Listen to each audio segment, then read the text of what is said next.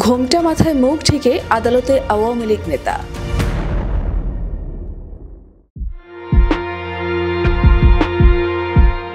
মাথায় হলুদ রঙের কাপড় দিয়ে ঘোমটা পরিয়ে ও হাতে হাতকড়া লাগিয়ে পুলিশের কড়া নিরাপত্তায় ঢাকা থেকে গ্রেপ্তার হওয়া বান্দরবান জেলা আওয়ামী লীগের সাবেক সাধারণ সম্পাদক লক্ষ্মীপদ দাসকে বান্দরবান সিনিয়র জুডিশিয়াল ম্যাজিস্ট্রেট আদালতে তোলা হয়েছে।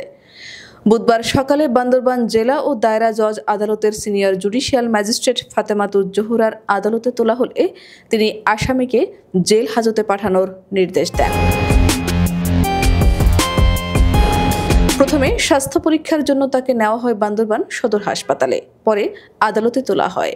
গত মঙ্গলবার ভোরে ঢাকার পুলিশের বিশেষ অভিযানে ঢাকা কেরানীগঞ্জ এলাকা থেকে গ্রেফতার করা হয় বহুল আলোচিত ফ্যাসিস্ট সরকারের দোসর বান্দরবান জেলা আওয়ামী লীগের সাধারণ সম্পাদক ও পার্বত্য জেলা পরিষদের সদস্য লক্ষ্মীপদ দাসকে। গ্রেফতারের পর ওই দিন দুপুরে দুর্নীতি দমন কমিশন অফিসে নেওয়া হয়। পরে সেখান থেকে প্রশাসনের কঠোর নিরাপত্তার মধ্য দিয়ে আজ সকালে বান্দরবানে আনা হয় লক্ষ্মীপদকে। আইন শৃঙ্খলা বাহিনী জানায় লক্ষ্মীপদ দাসের বিরুদ্ধে নাশকতা সহ 4 মামলা রয়েছে বান্দরবান থানায়। এছাড়া দুর্নীতি দমন আইন সহ বিভিন্ন অভিযোগে আরও একাধিক মামলা রয়েছে বিভিন্ন স্থানে। গত 5 অগস্ট গণ অভ্যুত্থানের পর থেকেই পলাতক ছিলেন লক্ষ্মীপদ দাস। এদিকে তার গ্রেফতারের খবরে বান্দরবান মিষ্টি বিতরণ এবং সামাজিক যোগাযোগ মাধ্যমে নির্যাতিত ভুক্তভোগীদের প্রতিক্রিয়া ছড়িয়ে পড়ে। গত 26 ফেব্রুয়ারি আদালত সূত্রে জানা গেছে, আনিসুল সহ অন্য আসামিদের কারাগার থেকে আদালতে হাজির করা হয়। এরপর 2 হত্যা মামলায় আনিসুলের 8 দিন ও মামুনের 3 দিনের রিমান্ড আবেদন করে পুলিশ। শুনানি শেষে আদালত আনিসুলের 2 মামলায় 6 দিন ও মামুনের 1 মামলায় 3 দিনের রিমান্ড মঞ্জুর করেন। এদিন সকাল 10টা 10 মিনিটে আদালতে তোলার সময় দেখা যায় সাবেক প্রধানমন্ত্রী শেখ হাসিনার উপদেষ্টা সালমান এফ রহমানের পেছনে 2 হাত বাঁধা। তার 2 হাতে হাতকড়া পরিয়ে আদালতে নিয়ে যাচ্ছে পুলিশ।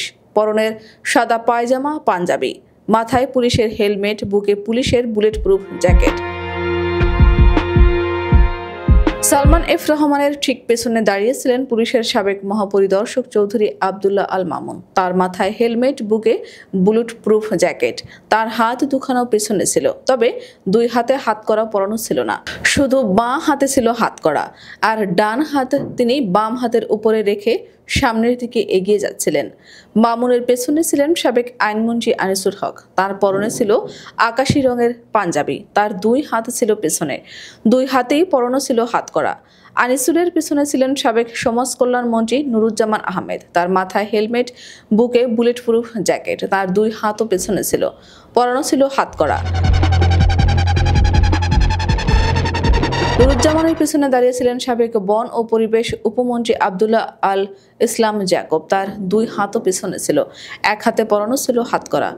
জাকবের পেছনে দাঁড়িয়ে থাকা সাবেক সংসদ সদস্য হাজী সেলিমের মাথায় ছিল হেলমেট, বুকে বুলেট প্রুফ জ্যাকেট, 1 হাতে হাতকড়া পরানো ছিল। 2 জন পুলিশ সদস্য তার 2 হাত ধরে সামনের দিকে হাঁটছিলেন।